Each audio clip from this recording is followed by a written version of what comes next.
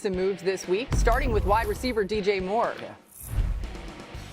Sent him to the Buffalo Bills yesterday, Laura, in return for a second-round draft pick shipped off DJ Moore and a fifth-round pick. The Bears felt like they could make that move with Rome Odunze, Luther Burden, Colston Loveland, Cole Kmet. They felt like Caleb Williams had the weapons he needed, and Buffalo really wanted DJ Moore. The two sides get the deal done. Then last night, the Chicago Bears cleared out $15 million of cap space by moving on from Tremaine Edmonds. It's a big move for a productive linebacker who has 900 tackles on his NFL resume. He now will become a free agent, leaving Chicago. The Bears will have a need at the linebacker position, but they felt like with the savings of $15 million, the move made sense at this point in time. All right, we'll keep an eye on that for sure. And you talk about some of that money that they freed up. Here's exactly how much more money Chicago has to spend. Between Edmonds' release, the DJ Moore trade, Drew Dahlman's retirement, you're looking at about $44 million in additional cap space ahead of free agency next week. So, Kevin, you like all the moves that the Bears have been making, and along those lines, what else should they be doing? Yeah, Drew Dahlman's retirement is a big hit, okay? Yeah. But as far as what Ryan Poles can control, it's A++ that last week. To take advantage of a desperate team in Buffalo and get that kind of return for DJ Moore is really cool. And now they've got a lot of money to play with. Obviously, they're going to need pass rush. I want to see a big swing with the assets that they have with the cap space. Maybe you're in the Max Crosby sweepstakes now. Maybe you're in Trey Hendrickson territory because you've got that kind of money. So I think that you're talking about Ben Johnson, year 2, Caleb Williams, year 3. They're going to have the roster ready to compete for an NFC championship because of what Ryan Poles is doing this week. Listen, Kevin and I are kind of sharing a brain on the show There we today. go. I mean, the trade makes a ton of sense. I mean, just look, when you look at DJ Moore, he basically, was, I think staring at a diminishing role, in Chicago when you look at the young receivers that they have, and maybe you throw in Colston Loveland, the pass catchers, I guess you could say, that they have in Chicago, that, they really didn't need him. They had younger, more productive, less expensive options. And so to trade him and get a second round pick for him is pretty good because you got Rome Odunze, you got Luther Burden, you got Loveland. And so you have all that. Now, I do think the investment turns to the defensive side of the ball. So certainly, like everybody else in the NFL, they're going to be linked to Max Crosby. But Hendrickson, also another guy that I think that when you talk about the impact that he could have, other than last year where he was kind of banged up and had a bad year, look at like the previous 7 years. Like he has been as good as any edge player the NFL has seen over that stretch. And, you might be able to get him at a much reduced rate because of his age and the year he's coming off of. So I think Chicago finds himself in a pretty good situation. Yeah, Jeremy, with all that created cap space, is there a big splash? You're hearing some names thrown around. Crosby, obviously, Trey Hendrickson. The Bears, are they preparing to make one of these big splash type deals? They're preparing to make a splash, but it might be more of like a toddler splash, like a relatively small splash. They'll look into a big splash. I do believe they've kicked the tires on the Max Crosby situation, but that might be a little bit rich for them. They'll get help on the defensive line at some point, whether it's via trade or free agency. Look, Dennis Allen, the defensive coordinator, has familiarity with Trey Hendrickson from his New Orleans days, and Alex Anzalone, the linebacker who was in Detroit, so they could add to their front seven there. They need a cornerback. They need to try to re-sign Kevin Byard. I do believe there's a chance that happens. So they could spread the wealth a little bit. In the center, they're going to get a center at some point as well, either in the draft or free agency. So it's going to be a mix of a lot of things. You mentioned the need for pass rush. Last year, they were historically good at creating turnovers without pressure. If they get the pressure, that's when you're talking about conference championship type stuff. Yeah, some of the time just taking the ball away comes down to luck. You have to do and something. Catching the ball. Exactly. Catching the ball. He did that a few times in a good way. All right, Adam, another star player whose name has been tossed into trade talks is wide receiver A.J. Brown. You brought this up earlier in our show. What's the latest on his status in Philly?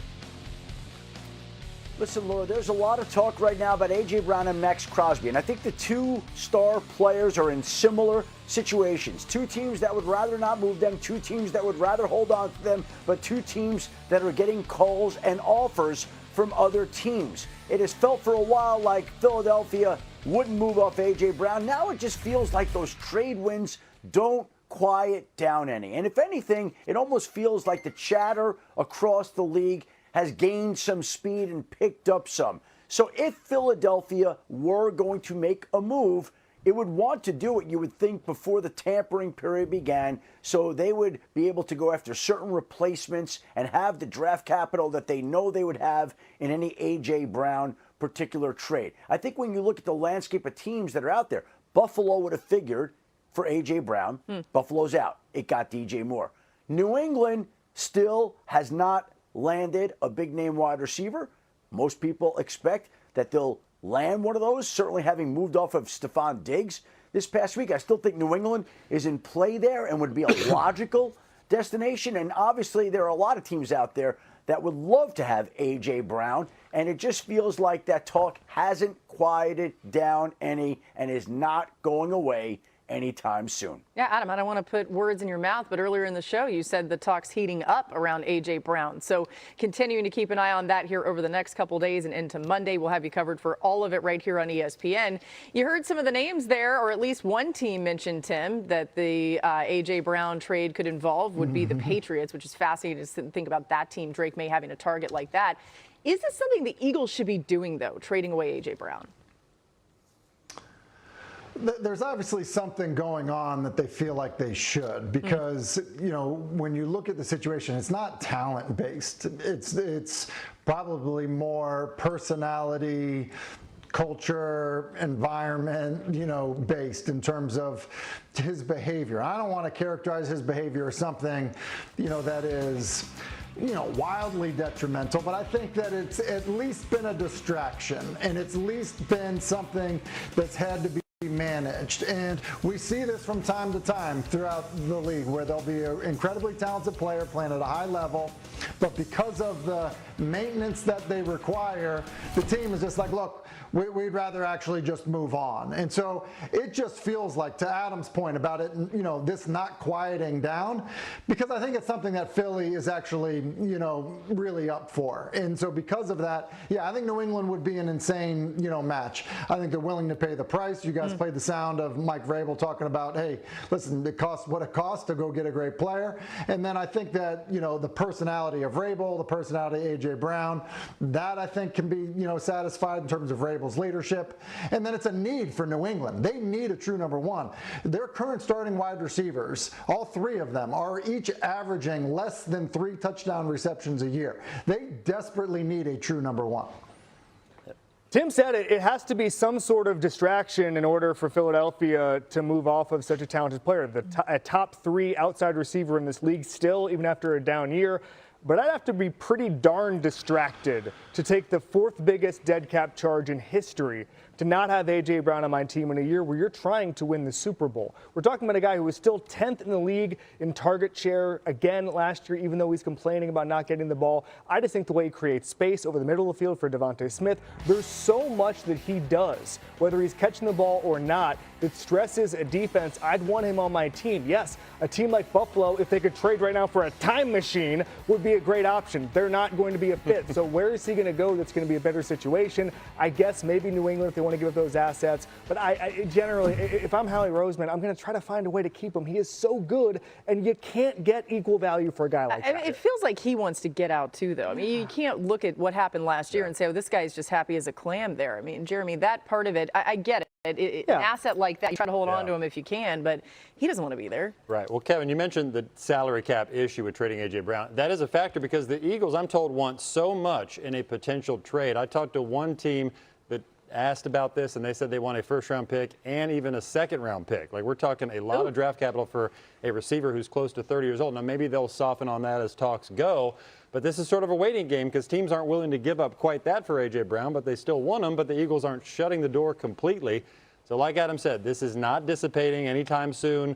It was this way at the Combine last week. It seems to have picked up some steam, but if the Eagles are going to not only have a great player, but they're going to have to take a huge dead cap hit on their books, they need draft return for it. Adam, how about that price that Jeremy's talking about? Yeah, and that's the delay. There was one team that called the Eagles last weekend, and they said, hey, we'd like to trade for A.J. Brown. What would be the price? And it was at least a 1 and a 2, maybe more. Yeah.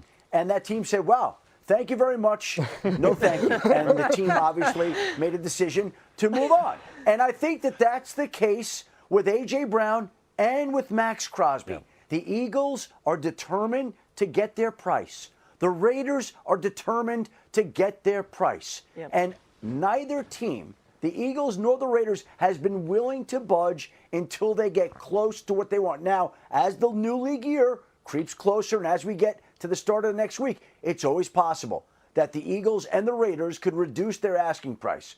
But it doesn't sound like that's happened at all to date. And it doesn't sound like it may happen today or tomorrow, and we'll see what transpires over the weekend. Both teams are asking a lot. Both teams have been unwilling to move the players unless they get a lot. But both teams are listening to calls.